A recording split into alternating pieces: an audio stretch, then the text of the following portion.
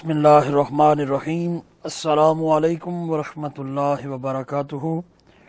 معزز ناظرین کرام، دا لائٹ ٹی وی کے واشنگٹن ڈی سی اسٹوڈیو سے آپ کا میزبان طارق محمود جامی حاضر خدمت ہے۔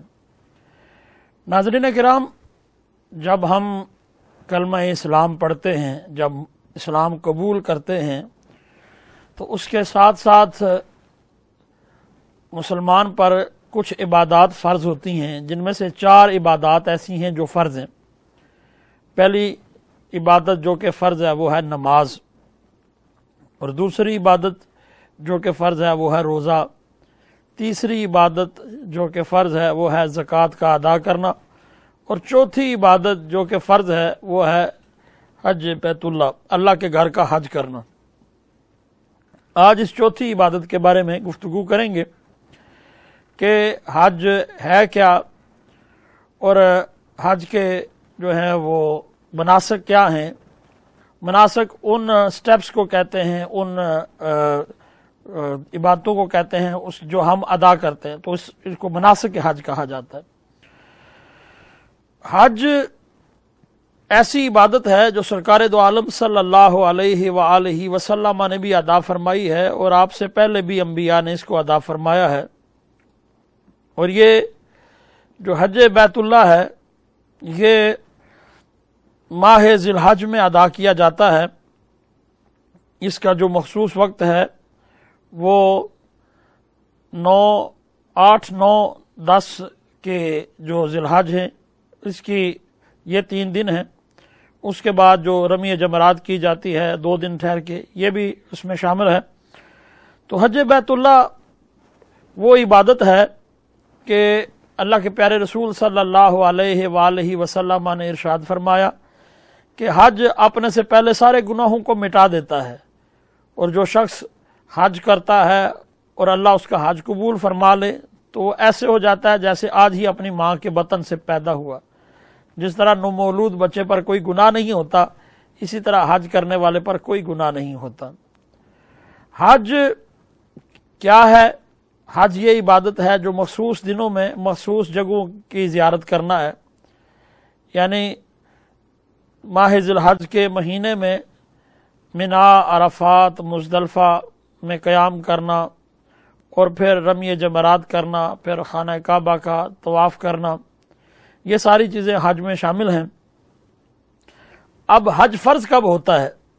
جب بھی کوئی شخص صاحب نصاب ہو جاتا ہے، یعنی اس کے پاس اتنی رقم آ جاتی ہے کہ جس سے وہ حج کرے تو اس کے سفر کے لوازمات اس کے پاس ہوں، اس کے گھر میں جو ہے اس کے گھر کی ضرورت گھر والوں کی ضرورت کے لیے بھی جو ہے وہ مناسب رقم موجود ہو، اس کے گھر میں جو ہے وہ کسی قسم کی تنگی اور فاقہ نہ ہو، تو اب ایسے شخص پر جو ہے وہ حج فرض ہو جاتا ہے۔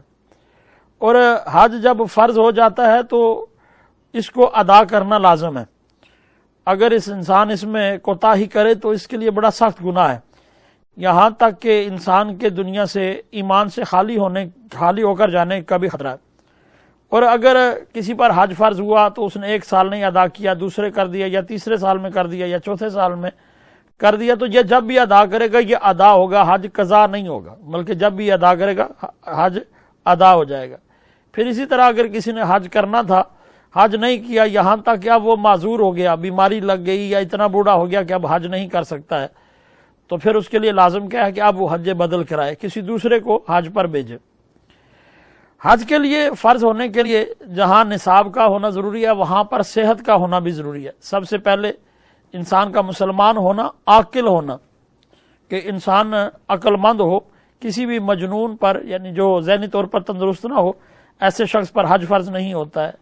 اسی طرح بیمار شخص، ایسا بیمار جو گاڑی میں سوار نہ ہو سکتا ہو، یا جس کے لیے جو ہے وہ تکلیف ہو سفر کرنے میں، تو ایسے شخص پر بھی حج فرض نہیں ہوتا، بلکہ حج صحت کے ساتھ فرض ہوتا ہے۔ اسی طرح ایسا شخص جو نابینا ہو یا معذور ہو کہ اس کو کسی دوسرے کی ہیلپ کی ضرورت ہو، کہ بغیر کسی دوسرے کی مدد کے وہ یہ سفر نہ کر سکتا ہو، تو اس پر بھی حج فرض نہیں ہے۔ اب جب حج فرض ہو جائے تو اب اس کی ادائیگی کی صورت کیا ہے؟ آج ہم اختصار کے ساتھ، چونکہ ڈیٹیل تو کافی ہے، لیکن آج ہم کوشش کریں گے کہ مختصر وقت میں اختصار کے ساتھ مختصر طریقہ سے ہم اس کو سمجھنے کی کوشش کریں کہ حج کرنا کیسے ہے۔ حج کی 3 قسمیں، ایک ہے حج مفرد، دوسرا ہے حج قران، اور ایک ہے حج تمتع۔ یہ 3 قسمیں ہیں حج کی۔ ایک ہے حج مفرد۔ حج مفرد کیا ہے؟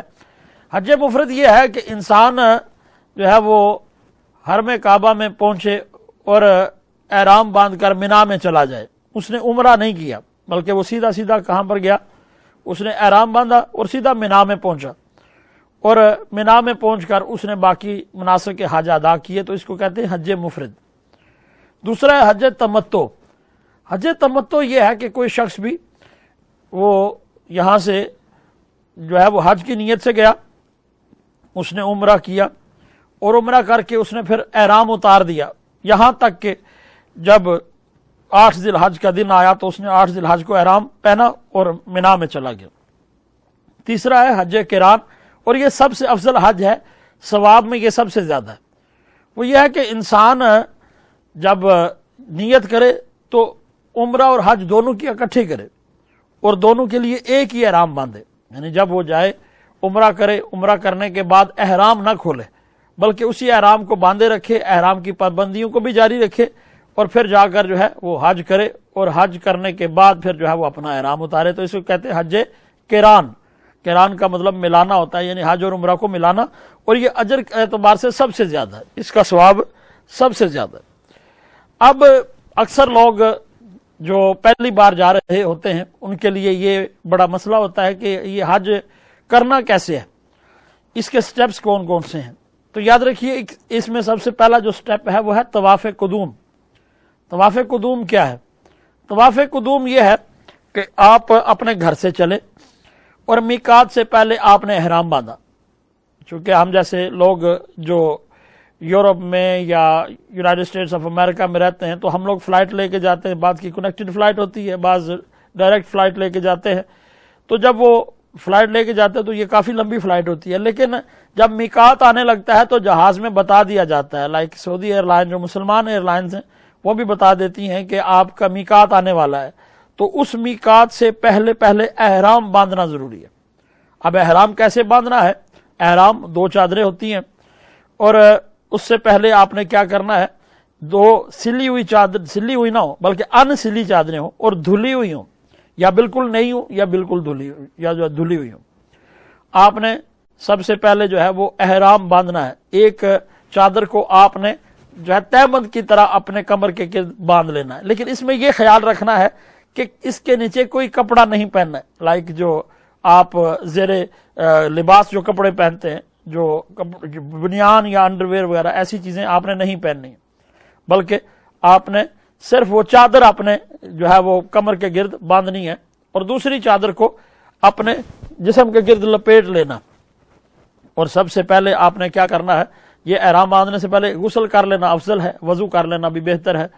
آپ نے یہ وضو یا غسل کر کے یہ احرام باندھیں، اور اس کے بعد 2 نفل ادا کریں۔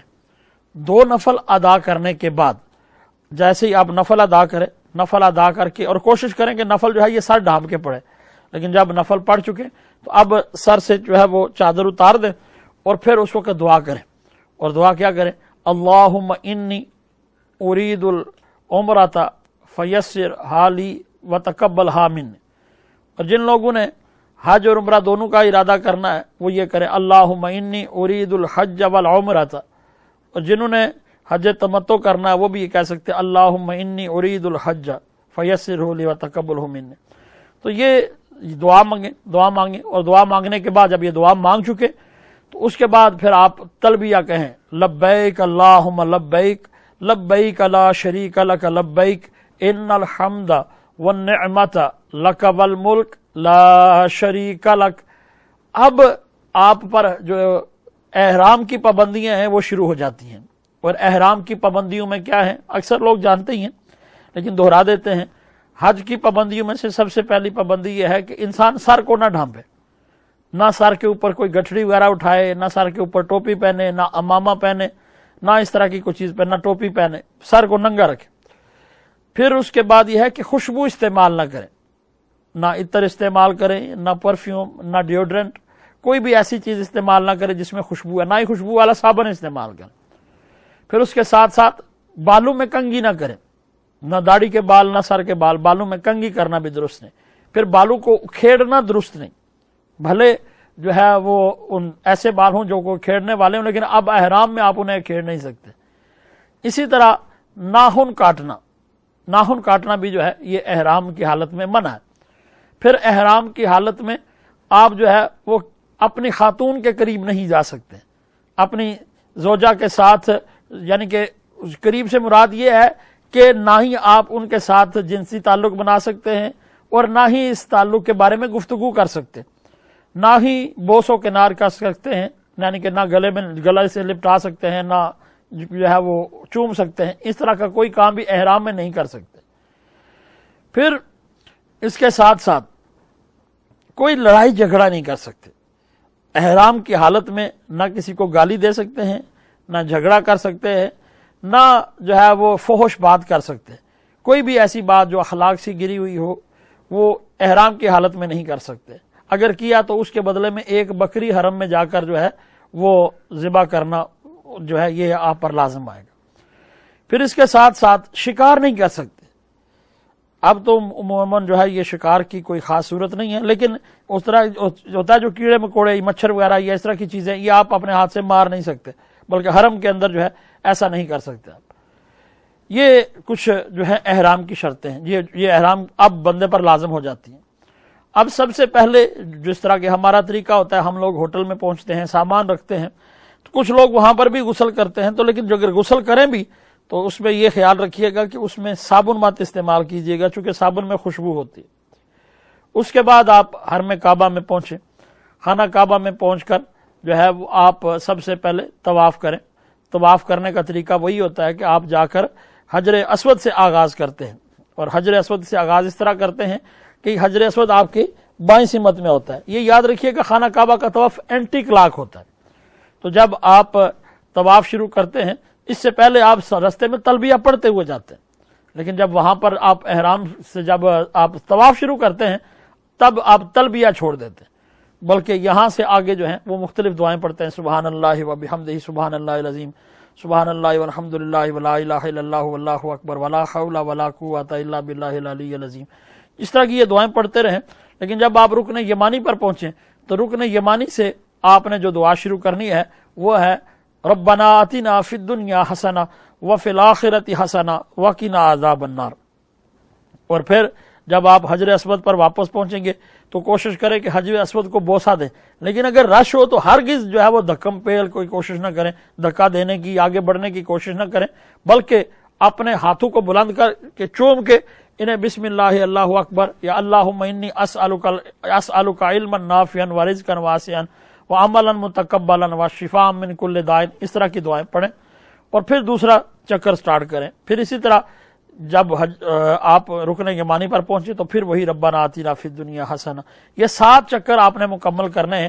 ہر بار آپ جب بھی حجر اسود کے سامنے پہنچیں گے تو حجر اسود کے سامنے آ کر آپ نے یا بوسہ لینا ہے یا استلام کرنا ہے، کیونکہ رش حج میں زیادہ ہوتا ہے تو جو ہے بوسہ لینا کچھ آسان کام نہیں ہوتا، تو اس لیے کوشش کریں کہ وہاں رش کی وجہ سے دھکم پیل یا دوسروں کو دھکا دینا یا آگے بڑھنا، کھینچا تانی کرنا، اس طرح کی کوشش نہ کریں، بلکہ دور سے ہی خانہ کعبہ کو دیکھ کر دونوں ہاتھوں کا بوسہ لے کر بلند آواز سے بسم اللہ اللہ اکبر یا اس طرح کی مسنون دعائیں کہ اس کو استلام کہتے ہیں، تو یہ بوسہ کے ہی قائم مقام ہے۔ جب آپ کے 7 چکر یہاں مکمل ہو جائیں تو اب آپ حجر اسود کے پاس آئیں اور وہ آیت پڑھیں واتخذوا من مقام ابراہیم مصلی، واتخذوا من مقام ابراہیم مصلی والی آیت پڑھیں، اور مقام ابراہیم کے سامنے اگر آپ کو جگہ مل جائے تو وہاں پر نفل پڑھیں، اور اگر وہاں جگہ نہ ملے تو پھر مطاف میں کہیں بھی جو ہے آپ 2 نفل ادا کریں، اور یہ نفل جو ہے یہ پڑھنا واجب ہے، اگر اس نے جو ہے کسی کو چھوڑا تو پھر بھی دم لازم آتا ہے، لیکن اس لیے آپ نفلوں کو چھوڑیے گا نہیں بلکہ نفل ادا کریں۔ اور نفل ادا کرنے میں پہلی رکعت میں آپ سورہ کافرون پڑھیں، قل یا ایھا الکافرون، یہ پڑھنا اللہ کے پیارے حبیب صلی اللہ علیہ وسلم کی سنت ہے۔ پہلی رکعت میں سورہ کافرون اور دوسری رکعت میں سورہ اخلاص پڑھنا، یہ سنت ہے۔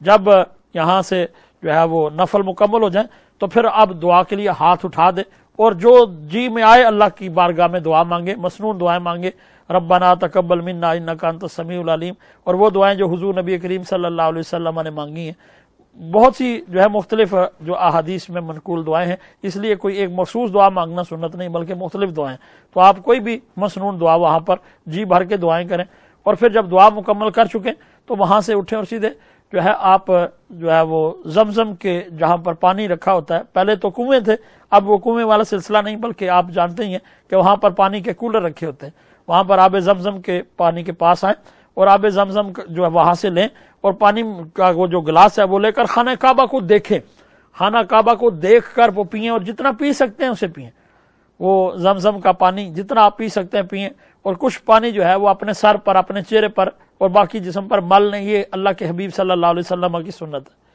پھر وہاں سے آپ جو ہے وہ صفا کی طرف چلیں، کوہ صفا کی طرف، وہاں پر سائے نظر آتے ہیں، مسعی کا مطلب ہوتا ہے وہ جگہ جہاں پر سعی کی جاتی ہے، ٹھیک ہے، لیکن چونکہ زیر زبر نہیں ہوتے تو لوگ مسعی پڑھتے ہیں، لیکن اصل میں یہ مسعی لفظ ہوتا ہے، تو وہاں اس طرف جائیں تو سب سے پہلے جا کر آپ نے صفا سے جو ہے وہ اپنا جو ہے وہ چکر شروع کرنا۔ جو حجر اسود کا یا خانہ کعبہ کا جو طواف ہے وہ شروع ہوتا ہے حجر اسود سے اور ختم بھی حجر اسود پر ہوتا ہے، تو ایک چکر ہوتا ہے، لیکن یہاں سلسلہ مختلف ہے۔ یہاں پر جب آپ صفا پر پہنچے تو دعا مانگے اور وہ قرآن حکیم کی آیت ان الصفا والمروۃ من شعائر اللہ، یہ آیات پڑھیں، اور پھر جب آپ صفا سے چلتے ہوئے مروہ پر آئیں تو مروہ پر آ کر ایک چکر مکمل ہو جائے گا، پھر مروہ سے واپس صفا پر آئیں گے تو دوسرا چکر مکمل ہو جائے گا، پھر مروہ سے جب پھر دوبارہ صفا سے مروہ تک جائیں گے تو تیسرا، مروہ سے صفا پر آئیں گے تو چوتھا، حتیٰ کہ یہ 7 چکر آپ کے مروہ پر مکمل ہوں گے۔ جب 7واں چکر مروہ پر آپ کا مکمل ہو جائے گا تو پھر یہاں پر جو ہے وہ شکرانے کے نفل ادا کریں۔ خواتین جو ہیں وہ اپنے بالوں کو جو ہے وہ بالوں کا آخری حصہ جو ہے کچھ حصہ کاٹ لیں، اور مرد حضرات جو ہے ان کے لیے سنت کیا ہے کہ وہ حلق کرائیں، قصر بھی کرا سکتے ہیں، لیکن زیادہ جو جس کے لیے 3 مرتبہ حضور نے دعا فرمائی کہ اللہ پاک برکت عطا فرمائے محلقین یعنی حلق کروانے والوں کو، اس لیے 3 گنا زیادہ اجر ہے، تو کوشش کریں کہ حلق کرائیں۔ اب جب حلق کرا دیا ہے تو اب آپ کا یہ جو طواف قدوم تھا یہ ہو گیا مکمل، طواف قدوم مکمل ہوا۔ اگر تو آپ نے حج تمتع کی نیت کی ہوئی ہے تو اب آپ اپنا احرام اتار دیں گے، غسل کریں گے اور احرام اتار دیں گے، اور آپ کا یہ طواف قدوم مکمل ہے۔ لیکن اگر آپ نے حج قران کا ارادہ کیا ہوا ہے تو اب آپ جو ہے وہ احرام نہیں اتاریں گے بلکہ احرام کی پابندیاں بدستور آپ کے ساتھ رہیں گی۔ اب آ جائیے 8 ذی الحج۔ 8 ذی الحج کا دن جب آئے گا تو 8 ذی الحج کے دن اب سب لوگوں پر لازم کیا ہے کہ وہ احرام باندھیں اور جو ہے وہ مینا میں پہنچیں۔ اب احرام باندھنے کے لیے کسی میقات پر جانا ضروری نہیں، کیونکہ اکثر لوگوں کو یہ سوال ہوتا ہے اور اشکال پیدا ہوتا ہے کہ کیا اب جب ہم حج کے لیے احرام باندھیں گے تو اس کے لیے مسجد عائشہ جانا ضروری ہے یا میقات ضروری ہے یا کہیں بھی، لیکن آپ جہاں پر بھی ہوٹل میں ہیں لیکن آپ ہوں حرم کی حدود کے اندر، حرم کی حدود اور بالخصوص حرم کعبہ کے پاس کہیں ہیں تو یہ زیادہ بہتر ہے کہ آپ حرم کی حدود میں احرام باندھیں، اور اس میں بھی احرام باندھنے میں وہی طریقہ ہے کہ غسل وغیرہ کر لیں، وضو کر لیں، پھر اس کے بعد احرام باندھیں، احرام باندھنے کے بعد 2 نفل پڑھیں، 2 نفل پڑھنے کے بعد جو ہے وہ دعا مانگیں، اللہم انی ارید الحج فیسرہ لی وتقبلہ منی، اے اللہ کریم میں حج کا ارادہ کرتا ہوں، حج کو میرے لیے آسان فرما اور میری طرف سے اس کو قبول فرما، اور پھر آپ جو ہے وہ مینا کی طرف چل پڑیں۔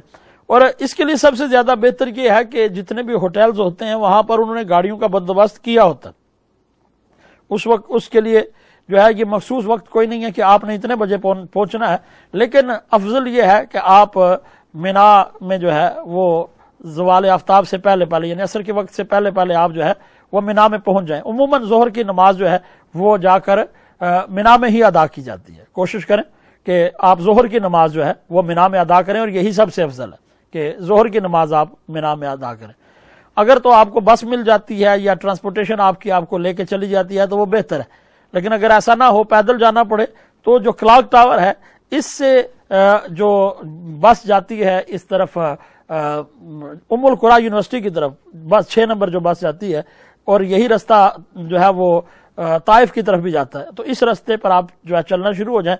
اس رستے میں جو کیا ہیں جتنے نفق ہیں، نفق سے مراد ٹنل ہے، کوشش کریں کہ کچھ الفاظ عربی کے سیکھ لیں جو وہاں پر ضروری ہوتے ہیں جیسے کہ دفتر کو مکتب کہتے ہیں، نمبر کو رقم کہتے ہیں. کسی سے پوچھنا ہو کہ مکتب نمبر، تو آپ کا جو یعنی آفس جو آپ کا ٹینٹ ہے، ٹینٹ نمبر پوچھنا ہو تو انہیں آپ نے کیا کہنا ہے، انہیں کہتے مکتب رقم.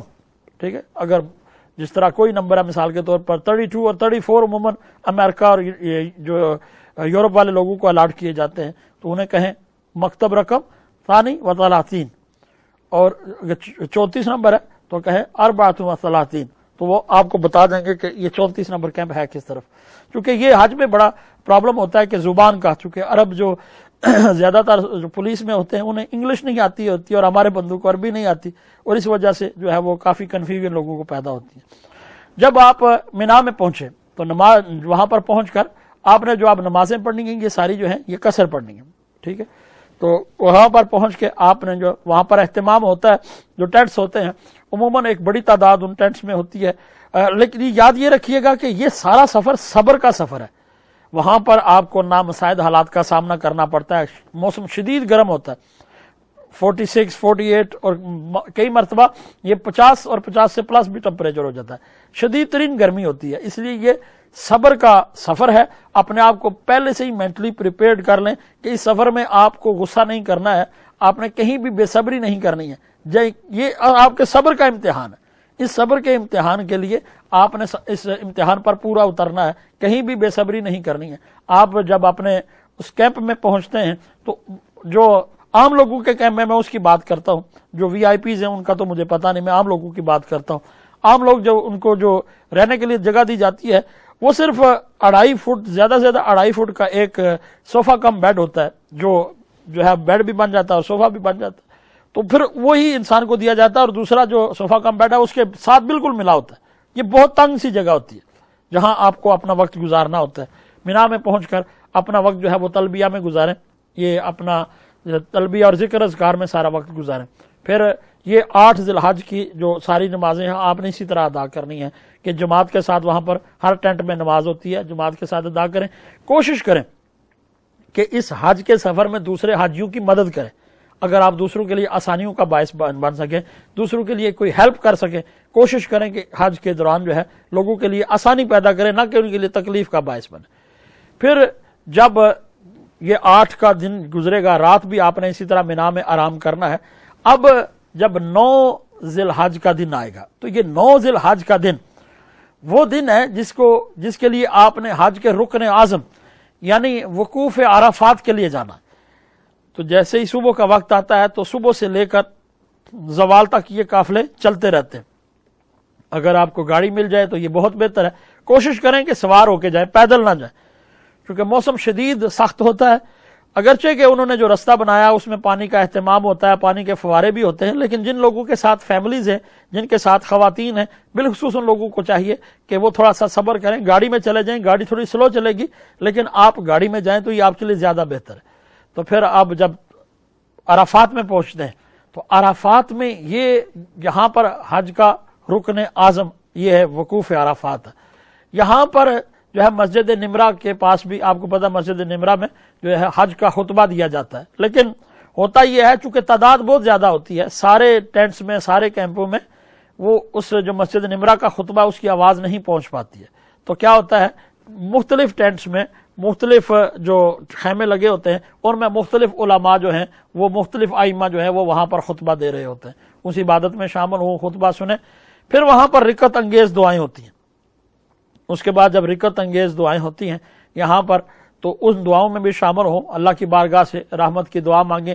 یہ وہ جگہ ہے جہاں پر اللہ کے پیارے رسول صلی اللہ علیہ وآلہ وسلم فرماتے ہیں میں نے جتنی دعائیں مانگی اللہ نے حقوق اللہ میں میری ساری دعائیں قبول فرمانے. وہاں پر حقوق اللہ کی جو دعائیں ہیں وہ کریں. اللہ سے یہ دعا مانگیں کہ آپ نے جو اس کے حق میں کوتاہیاں کی ہیں، جو عبادت میں سستی کی ہے، جو اللہ کی نافرمانیاں کی ہیں، جان بوجھ کے کی ہیں یا بھولے سے کی ہیں، ان سب کے لیے اللہ کی بارگاہ میں معافی کی درخواست کریں. یہ عرفات کا میدان ہے.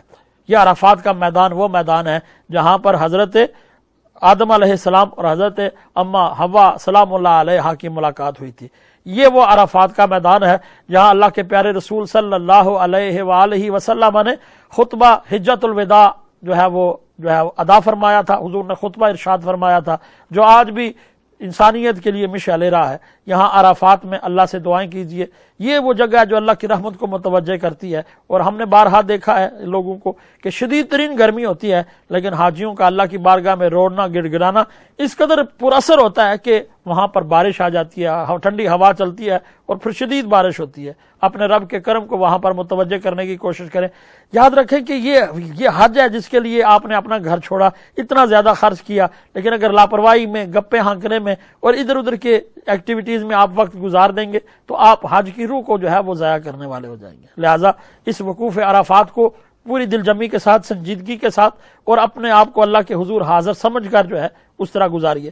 پھر اس کے بعد جب عرفات کے میدان میں ہی نماز ظہر اور نماز عصر جو ہیں وہ ایک ہی وقت میں، نماز ظہر کے وقت میں ہی ادا کی جاتی ہیں۔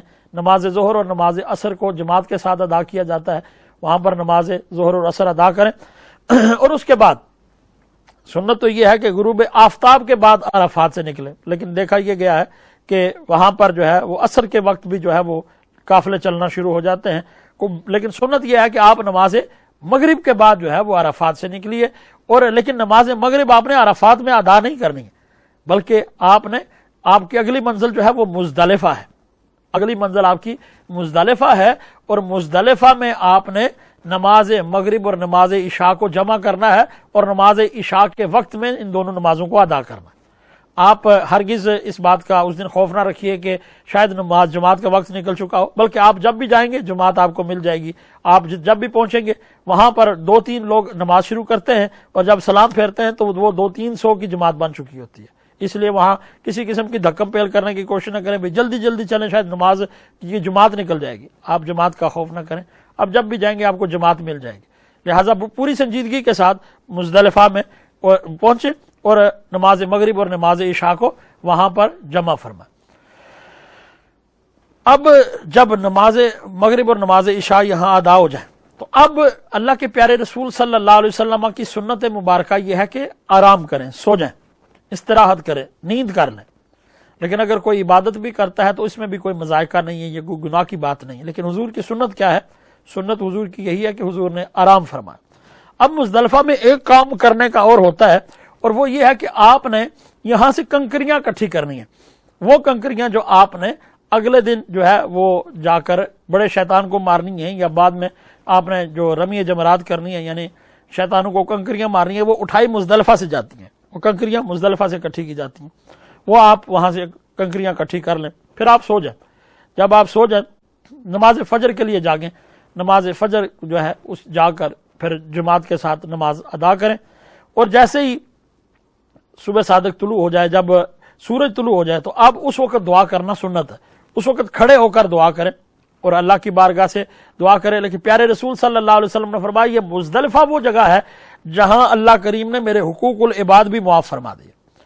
لیکن اس سے مراد ہرگز نہیں ہے کہ کوئی بندہ چوری کرے، ڈکیتی کرے، کسی کا حق مارے، کسی کی زمینیں دبا لے اور پھر جا کے حج کر لے اور یہ سمجھ لے کہ اللہ نے میرے حقوق العباد معاف کر دی۔ ایسا ہرگز نہیں، بلکہ لازم کیا ہے کہ انسان اپنی طرف سے لوگوں کے حقوق ادا کرے اور پھر مزدلفہ میں اللہ کریم سے التجا کرے، پروردگار میں حق ادا کروں گا، لیکن پھر بھی اگر کوئی کمی پیشی رہ گئی تو اے میرے پروردگار تو اسے پورا فرما دینا۔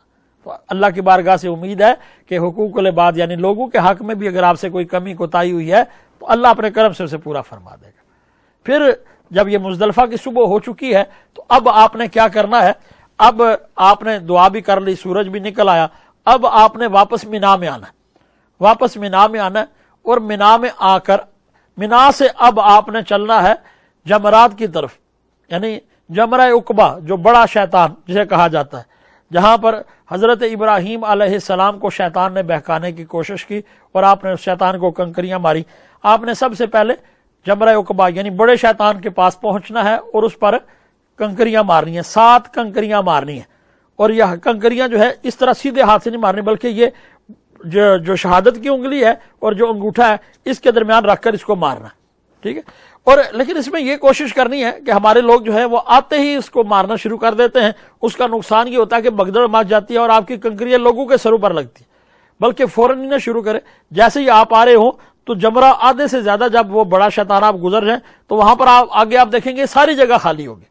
تو آدھے سے زیادہ جب آپ اس کو گزر جائیں تو پھر اس جگہ پر کھڑے ہو جائیں, آپ اطمینان سے وہاں پر جو ہے وہ اس کو کنکریاں ماریں. کوئی رش نہیں ہوگا, آپ کی کنکری کسی کے سر پر نہیں لگے گی اور آپ کو بھی کسی کی کنکری نہیں لگی. لیکن جب شروع میں آپ کرتے ہیں تو وہاں چونکہ رش زیادہ ہوتا ہے تو کنکریاں خود بھی لگتی ہیں اور دوسروں کو بھی آپ کی کنکریاں لگتی ہیں.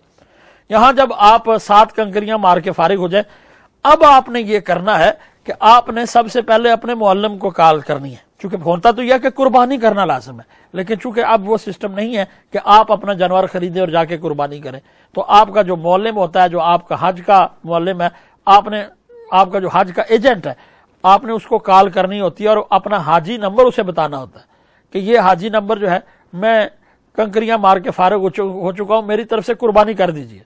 اور اس کے ساتھ ساتھ آپ اپنا سفر بھی جو ہے وہ حرم کی طرف شروع کر دیں. اگر تو عزیزیہ وغیرہ میں آپ کی رہائش ہے تو یہ بہتر یہ ہے کہ آپ پھر عزیزیہ کی طرف اپنا سفر شروع کر دیں. تقریباً آدھے گھنٹے کا وہ آپ کو ٹائم دیتے ہیں. آدھے گھنٹے کے بعد آپ انہیں کال کریں تو وہ آپ کو کہتے ہیں جی آپ کی قربانی ہو گئی ہے. اب آپ کی قربانی جب ہو گئی ہے, آپ کو بتا دیا جائے کہ آپ کی قربانی ہو گئی ہے, تو اب مرد حضرات کے ذمہ لازم یہ ہے کہ وہ سر منڈوائیں. ٹھیک ہے جی, مرد حضرات اپنے سر منڈوائیں گے اور خواتین اپنے بال جو ہے وہ مختصر کروائیں گے, قصر کروائیں گے. اب آپ سے جو احرام کی پابندیاں ختم ہو گئی, صرف ایک پابندی رہ گئی.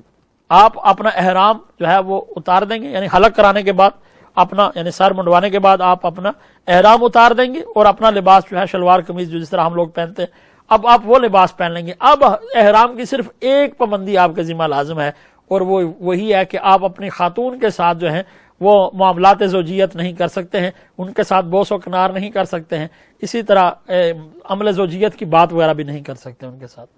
بلکہ جب آپ اپنا یہ شلوار قمیض وغیرہ پہن لیں, اپنا لباس پہن لیں, اب آپ نے طواف زیارہ کے لیے حرم کعبہ میں جانا. طواف زیارہ یہ سب سے مشکل دن ہوتا ہے, چونکہ سارے حاجیوں نے ایک ہی دن خانہ کعبہ کا طواف بھی کرنا ہوتا ہے اور بیت اللہ کی سعی بھی کرنی ہوتی ہے. جب طواف زیارہ کہا جاتا ہے تو لوگ سمجھتے ہیں شاید طواف کرنا ہے اور طواف کے بعد نکل آنا ہے. یاد رکھیے گا, صرف طواف نہیں کرنا بلکہ طواف کے ساتھ ساتھ آپ نے سعی بھی کرنی.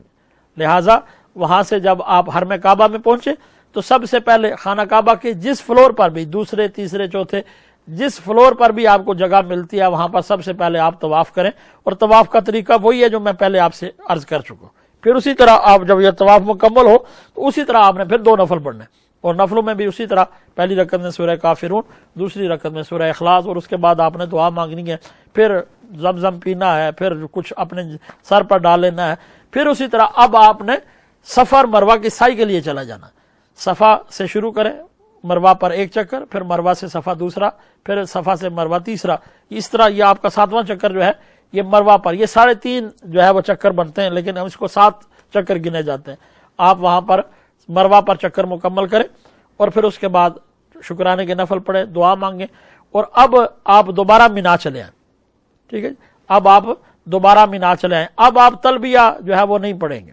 ٹھیک ہے جی, اب اس وقت میں اب آپ کیا پڑھتے رہیں گے, اللہ اکبر لا الہ الا اللہ اللہ اکبر وللہ الحمد, یعنی تکبیرات تشریق پڑھتے رہیں, تکبیرات تشریق پڑھتے رہیں. اب اور اس کے بعد آپ یہ جو آپ کا 10 ذی الحج کا دن ہے یہ مکمل ہو گیا. اگلے دن 11 ذی الحج کا جو دن ہے, 11 ذی الحج کا دن آپ اٹھیں اور 11 یعنی کہ جب آپ اٹھیں گے فجر کی نماز ادا کریں. اس کے بعد آپ کسی وقت بھی جو ہے آپ رمی جمرات کے لیے یعنی شیطانوں کو کنکریاں مارنے کے لیے جا سکتے ہیں. لیکن پہلے جو ہم نے 10 ذی الحج کو ماری تھی تو ایک شیطان یعنی بڑے شیطان کو کنکریاں ماری تھی. 11 ذی الحج کو جو ہم نے کنکریاں مارنی ہیں وہ تینوں شیطانوں کو مارنی ہے, تینوں کو 7 کنکریاں مارنی ہیں. اور پھر یہ اس دن کا ہمارا یہی کام ہے, یہ کنکریاں مارنی ہیں اور پھر واپس مینا میں چلے آنا ہے اور مینا میں ذکر اذکار کرنا ہے, اللہ کا شکر ادا کرنا ہے کہ اس نے حج کی توفیق بخشی. اگر آپ چاہیں تو اس وقت دن جو ہے سورج کے نکلنے سے پہلے پہلے آپ جو ہے وہ اگر مینا سے نکل جاتے ہیں تو آپ کا یہ حج مکمل ہو جاتا ہے, سوائے حج جو طواف وداع کے. کچھ لوگ جو ہیں وہ اس دن چلے بھی جاتے ہیں, لیکن بہتر یہ ہے کہ 12 ذی الحج کے دن 11 وہاں پر بھی رہیں، 12 کے دن آپ کنکریاں ماریں، اور کنکریاں یعنی کہ صبح کے وقت فجر کی نماز کے بعد کسی وقت بھی جا کر کنکریاں مارے تینوں شیطانوں کو. اس کے بعد آپ کا یہ حج مکمل ہو گیا. اب آپ اپنے ہوٹل میں واپس چلے آ جائیں، جہاں آپ کی رہائش ہے وہاں پر آ جائیں. اور پھر اب جب آپ گھروں کو واپس آنے لگیں گے تو اس کے بعد جو آنے یعنی گھروں میں آنے سے پہلے جو آپ طواف کریں گے اسے طواف وداع کہتے ہیں. طواف وداع جو ہوتا ہے، مثال کے طور پر جن لوگوں کی فلائٹ جو ہے وہ مدینہ شریف سے ہے یا جدہ سے ہے، تو اب وہ مکہ سے نکلنا چاہ رہے ہیں، تو جب انہوں نے مکہ سے نکلنا ہے تو انہوں نے طواف وداع کرنا ہے. تو طواف وداع بھی جو ہے وہ اسی طرح ہے جس طرح طواف زیارہ ہے، اسی طرح آپ نے آخری طواف کرنا ہے. طواف کے بعد جو ہے آپ نے اسی طرح دعائیں مانگنی ہیں. اسی طرح پھر آپ نے جو ہے وہ طواف وداع میں جو ہے وہ سعی وغیرہ بھی کرنی ہے. ساری اسی طرح آپ نے مکمل کر کے اب آپ نے وہاں سے روانہ ہونا ہے. لیکن طواف وداع کے لیے شرط یہ ہے کہ طواف وداع کے بعد آپ دوبارہ کسی شاپنگ میں شامل نہ ہوں. وہاں پر خرید و فروخت کرنا مکروہ ہوتا ہے. ٹھیک ہے جی. اس لیے طواف وداع صرف اس وقت کرے جب آپ نے طواف مکمل کرنا ہو، اپنا سامان اٹھانا ہو اور پھر مکہ سے حرم کی حدود سے نکل جانا ہو. تو یہاں اب آپ کا جو ہے وہ حج مکمل ہو چکا ہے. پھر کچھ لوگوں کا جو سنت طریقہ تو یہی ہے ویسے کہ اب جب حج مکمل ہو جائے تو پھر حضور نبی کریم رؤوف الرحیم صلی اللہ علیہ وسلم کے رحمت برے دیار یعنی مدینہ طیبہ میں آ جائیں، اور مدینہ طیبہ میں حاضر ہو کر اپنے کریم آقا صلی اللہ علیہ وسلم کے بارگاہ میں سلام پیش کریں اور حضور کی بارگاہ میں دن گزاریں، حضور کی مواجہہ شریف پر سلامی پیش کریں، ریاض الجنہ کے نوافل پڑھیں، اللہ کا شکر ادا کریں کہ اس پیارے حبیب صلی اللہ علیہ وسلم کی نسبت سے اس پروردگار نے آپ کو یہ سعادت بخشی کہ آپ کو حج بیت اللہ عطا فرمایا. اور حج بیت اللہ وہ سعادت ہے کہ اگر کسی کو نصیب ہو جائے تو پھر اس کی قبولیت اللہ کے رسول صلی اللہ علیہ وآلہ وسلم فرماتے ہیں کہ حج کی قبولیت کا اجر جنت کے سوا کچھ بھی نہیں ہے. اور اس مناسک حج میں جو قدم انسان اٹھاتا ہے ہر ایک قدم کے بدلے میں 7 کروڑ نیکیاں اللہ اسے عطا فرماتا ہے. تو کوشش کریں کہ پوری یکسوئی کے ساتھ، پورے خلوص دل کے ساتھ، کسی کو دکھانے کے لیے نہیں بلکہ صرف اپنے پروردگار کو راضی کرنے کے لیے، اپنے گناہوں کی بخشش کے لیے، اپنے پروردگار کی بارگاہ میں اپنا جو ہے اس قرب حاصل کرنے کے لیے اس حج بیت اللہ کو کیجیے. اللہ کریم جتنے بھی عالم اسلام کے ہمارے بھائی اور بہنیں حج کے لیے جا رہے ہیں، اللہ کریم سب کے لیے مناسک حج آسان فرمائے اور ہم سب کو بھی بار بار حج بیت اللہ کی سعادت عطا فرمائے. وآخر دعوانا ان الحمد للہ رب العالمین. اپنے میزبان طارق محمود جامی کو اجازت دیجیے. اپنا خیال رکھیے گا اور اپنے اس چینل کا بھی. السلام علیکم ورحمۃ اللہ وبرکاتہ.